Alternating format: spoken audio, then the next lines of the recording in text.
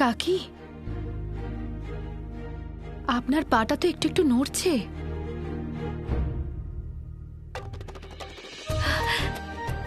দেখবেন খুব তাড়াতাড়ি আপনার হাতের মতোই আপনার পাও ঠিক হয়ে যাবে, আর আপনি ফুরুর করে দৌড়বেন।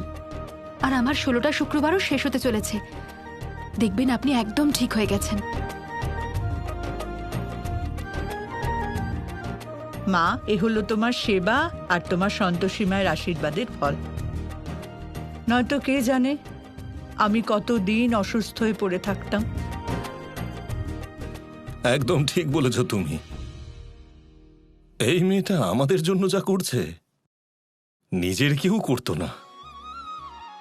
সেসব আমি জানি না, তবে এই মেয়েটাকে আমি কিভাবে ধন্যবাদ জানাবো জানি না। কাকি, মা মেয়ের সম্পর্কে কোনো শব্দের প্রয়োজন হয় না। ধন্যবাদের বদলে আশীর্বাদ করে দিলেই চলবে।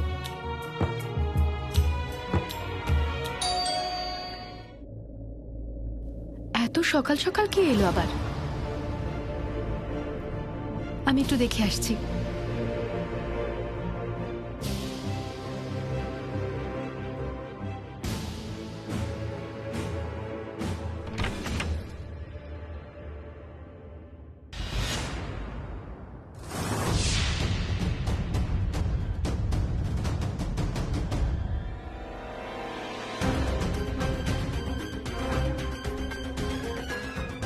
কি হলো, ভেতরে আসতে দেবে না নাকি, নাকি এভাবেই দাঁড়িয়ে থাকবে? হ্যাঁ,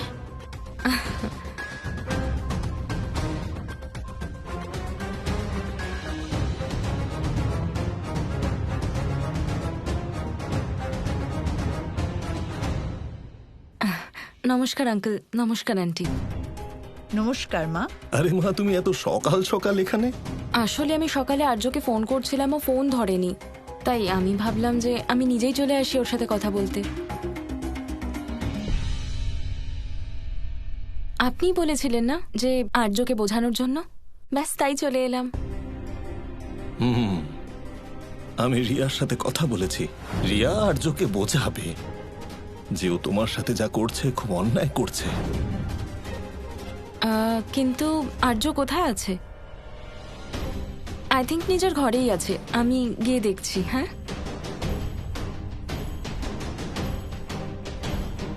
রিয়া ম্যাডাম আর্য স্যারকে বোঝাতে এসেছেন, কিন্তু আমার ওনার আশাটা এত অদ্ভুত লাগছে কেন?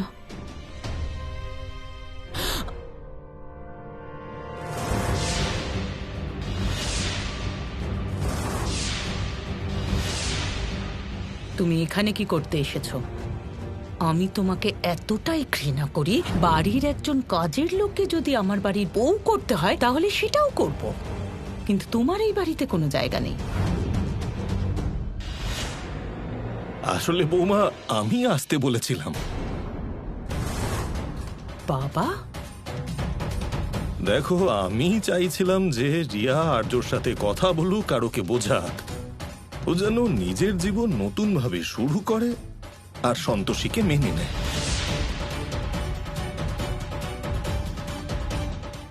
আমার মনে হয় যে রিয়া যদি ওর সাথে কথা বলে তাহলে ও বুঝতে পারবে।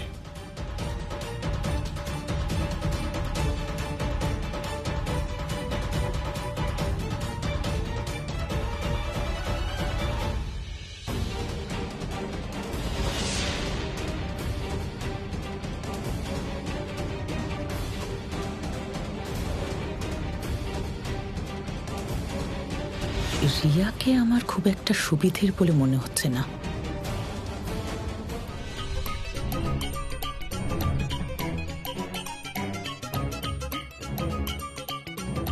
একদম খাঁটি।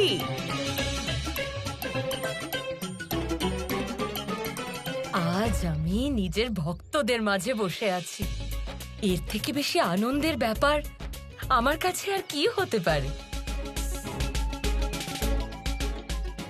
আরে দাদা, ওগুলোর মধ্যে ঢুকে যাবেন নাকি আপনি? হ্যাঁ, আরে অত কি দেখছেন? এ আপনার দোকানের জিনিস নয় যে এত পরীক্ষা নিরীক্ষা করতে হবে। মেনে নিচ্ছেন না কেন যে এগুলো আসল সোনা? এগুলো তো দেখছি সত্যি ভালো মানের খাঁটি সোনা। কিন্তু ভাবার বিষয় হলো এই যে এই ভিখারিদের বাড়িতে যে মহিলা এত সোনা পরে এসেছেন তিনি কে, আর তিনি কেন এসেছেন? কিছু একটা গন্ডগোল নিশ্চয়ই আছে। আরে কি হলো? দামটা তো বলে দিয়ে যান। দেখুন, গয়নাগুলো তো আসল, কিন্তু আমি আমার সাথে এত টাকা তো নিয়ে আসিনি, তাই আমি দোকানে গিয়ে পুরো টাকাটা নিয়ে আসছি। হ্যাঁ হ্যাঁ, যান, তাড়াতাড়ি যান। কি ঠাকুরপো, এমন একটা স্যাঁকড়াকে ধরে আনলে যার কাছে এত সোনা কেনার টাকাও নেই। হ্যাঁ, আরে বড় বৌদি, তুমি এত চিন্তা করছো কেন? আরে স্যাকরাকেই ডেকে এনেছি, কোনো চোর ডাকাতকে নিয়ে আসিনি যে তোমার গয়না নিয়ে পালিয়ে যাবে।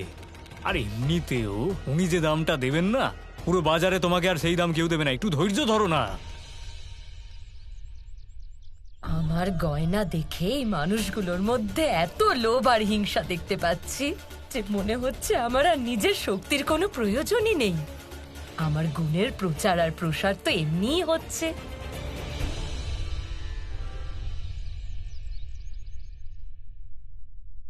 যাব কি যাব না, কিন্তু রিয়া ম্যাডাম তো আমার জন্যই আর্য স্যারের সঙ্গে কথা বলতে এসেছেন, আর এতক্ষণ ধরে ওনাকে বোঝাচ্ছেন। কিছু খাবেন কিনা একবার জিজ্ঞাসা করা উচিত।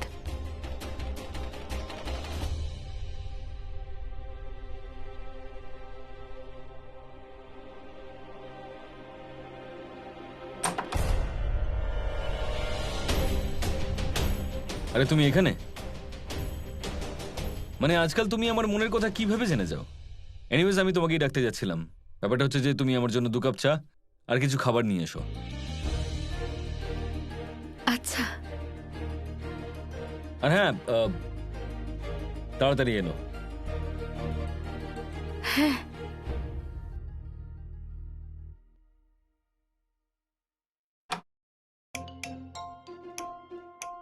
আরে বাহ, গুড্ডু দাদার বন্ধুর ফোনটা তো খুব ভালো।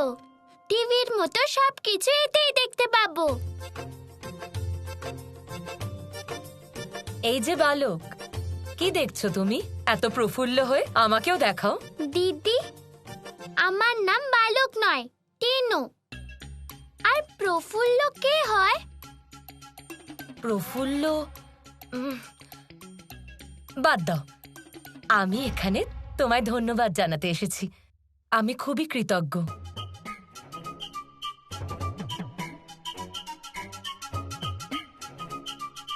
দিদি, আমি তো ভারী নই, হালকা। অর্থাৎ? দিদি, আপনি কি যে বলেন আমি কিছুই বুঝতে পারি না। আপনি নিজেকে দেবী বলেন, এর থেকে তো শ্রীদেবী ভালো। ওনার কথা তো অন্তত বুঝতে তো পারি। এই শ্রীদেবী আবার কি? কোনো বড় দেবী হন নাকি? আমাকে আলাপ করাও তোমার শ্রীদেবীর সাথে। কিভাবে আলাপ করাই আপনার সাথে? 1 মিনিট দাঁড়ান।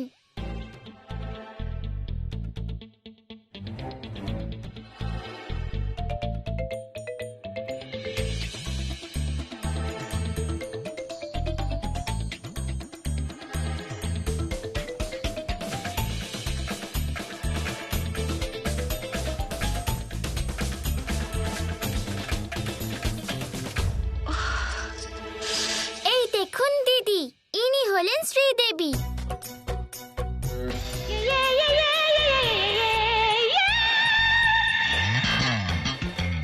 Shubaba, Shubaba, Shubaba, Shubaba, Shubaba. सुनो जी, बस में क्यों जाओ? এই বস্ত্র তো অত্যন্ত সুন্দর। আমারও এটা চাই। আমিও এনার মতো হতে চাই। এবার আমিও ওনার মতো আচরণ করব। এই টিনু, আরো কিছু দেখাও না।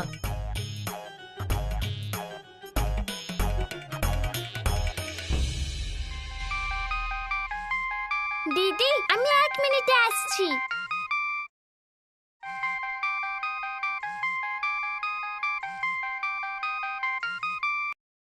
হ্যালো ঠাম্মি। ঠাম্মি এখনো বাড়ি ফেরেনি। ও, ঠাম্মি এখনো বাড়ি ফেরেনি? কিন্তু আমি আর অপেক্ষা করতে পারছি না। আমি একটা কাজ করি, আমি টিনু ভাইকেই বলে দিই, ও ঠাম্মিকে বলে দেবে। টিনু ভাই আমার একটা কাজ করবে, যখন ঠাম্মি আসবে তখন ওনাকে বলে দেবে যে, বলবে যে সন্তোষী দিদির বাড়িতে সব ঠিক হয়ে গেছে। হ্যাঁ, আর এটাও বলো যে তোমার সন্তোষী দিদি তোমার জামাই বাবুকে নিয়ে খুব তাড়াতাড়ি বাড়িতে আসবে। ঠিক আছে সন্তোষী দিদি।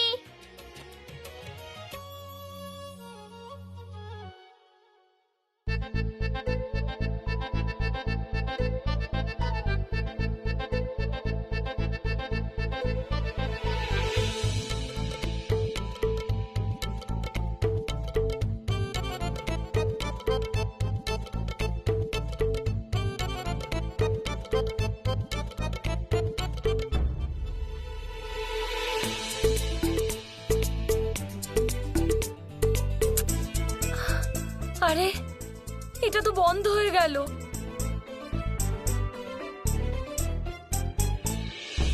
সন্তোষী দিদি আর জামাইবাবু বাড়িতে আসবে, সন্তোষী দিদি আর জামাইবাবু বাড়িতে আসবে, সন্তোষী দিদি আর জামাইবাবু বাড়িতে আসবে। ঠাম্মি, সন্তোষী দিদির ফোন এসেছিল। দিদি বলল যে দিদির বাড়িতে সবকিছু ঠিক হয়ে গেছে আর ও খুব তাড়াতাড়ি আসবে তোমার সাথে দেখা করতে, জামাইবাবুর সাথে। সন্তোষী মা, তোমাকে অনেক অনেক ধন্যবাদ, আমার দিদিভাইয়ের সংসার বাঁচিয়ে দিলেন। দেবী সন্তোষীর ভক্তের জীবনে প্রসন্নতা আসছে, এই আমি কোনোভাবেই হতে দেব না। সন্তোষী, আমার গুণের প্রভাব দেখাতে এবার আমি তোমার কাছে আসব, কিন্তু এই কাজের জন্য তো আমার মুদ্রার প্রয়োজন হবে।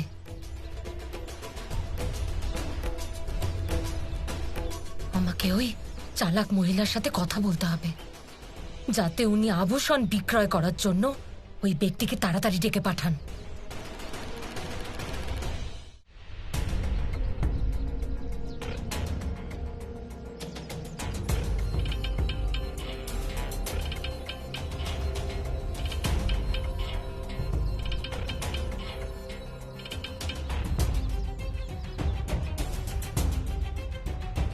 আপনি একদম ঠিক বলছেন দিদি, এই শোনা একেবারে খাঁটি।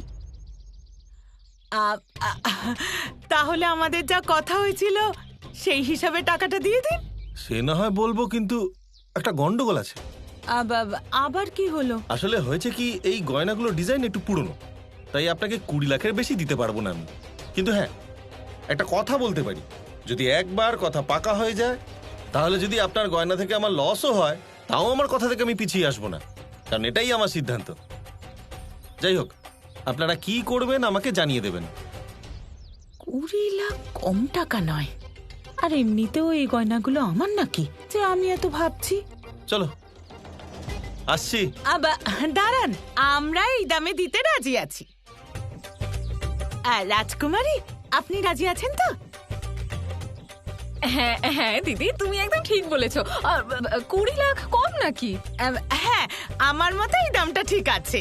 হ্যাঁ হ্যাঁ দিদি, একদম ঠিক বলেছো, একেবারে ঠিক দাম হয়েছে। হ্যাঁ, আপনি যেতে পারেন, আমি এই দামে বিক্রি করব না।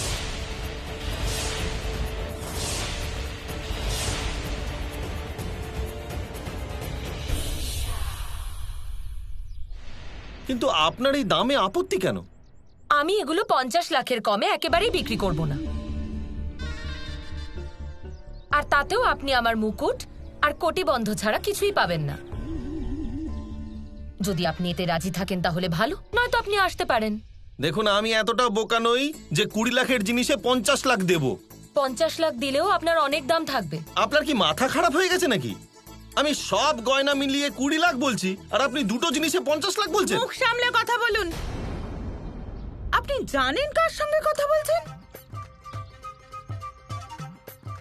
দেবলোকের রাজকুমারী উনি। আরে এত দামি মুকুট সাধারণ কাউকে পরতে দেখেছেন নাকি? নিশ্চয়ই অসুবিধায় পড়েছেন তাই বিক্রি করছেন। আরে এমন গয়না দেখেছেন কখনো? আচ্ছা দেখুন, আপনার যদি দিতে হয় তো দিন, না হলে আসুন। আমরাও এরকম ভিখিরির সাথে ব্যবসা করতে চাই না। আপনি শুধু 20 লাখের গয়না দেখছেন, এর পিছনে লুকোনো সম্পদ দেখতে পাচ্ছেন না। সেটা যেই জানবেন তখন 50 লাখ দামও আপনার সস্তা মনে হবে।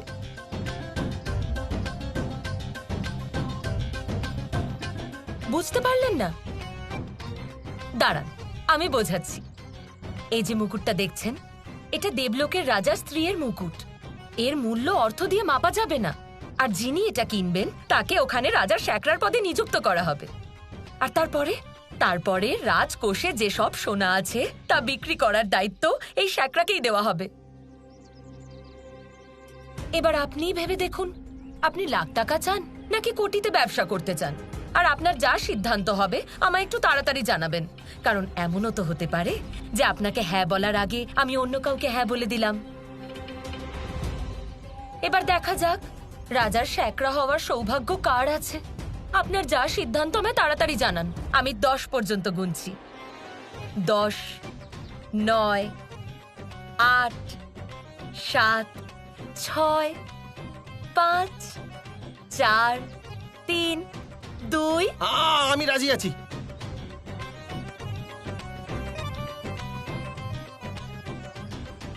এই নিন 50 লাখ টাকা, আর গয়না আমায় দিয়ে দিন। নিয়ে নিন।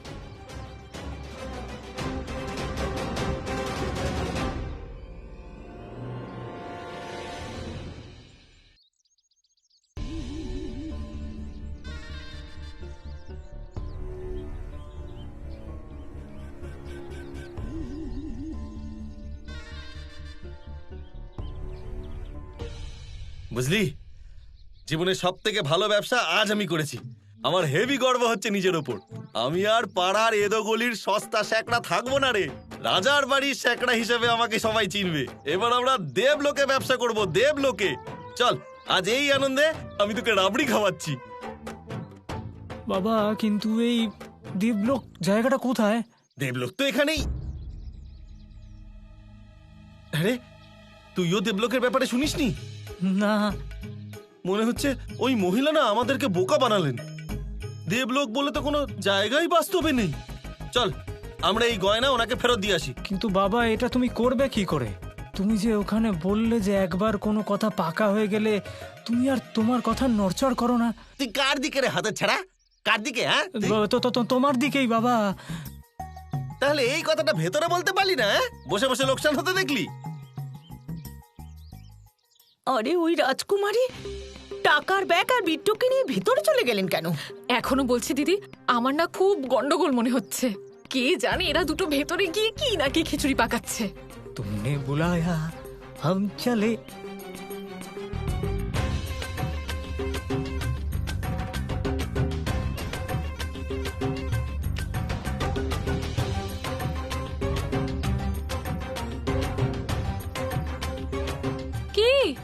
কি হলো? না, আসলে কি হলো? খুব চিন্তায় আছো মনে হচ্ছে। ওই রাবড়ি নিয়ে এসেছিলাম, রাজকুমারীকে দেখতে পাচ্ছি না। ও, সেই তোমার রাজকুমারী? সে চলে গেছে। কোথায়? আমি আর দিদি অনেক আটকানোর চেষ্টা করেছি, কিন্তু উনি থাকলেন না। কি আর করা যাবে, তুমি থাকলে হয়তো আটকাতে ওনাকে। খুব চিন্তিত লাগছে। না, দেখো দিদি, সুন্দর চাঁদপানা মুখটা শুকিয়ে কাঠ হয়ে গেছে একদম। হ্যাঁ, যাও খাইয়ে দাও তোমার রাজকুমারীকে রাবড়ি। ভেতরে আছে বিট্টোর সাথে, কোথাও যাননি। রাবড়ি গরমে খারাপ হয়ে যেত তো, সেই জন্য। কিন্তু ওরা দুজন এতক্ষণ ধরে কি করছে ঘরে?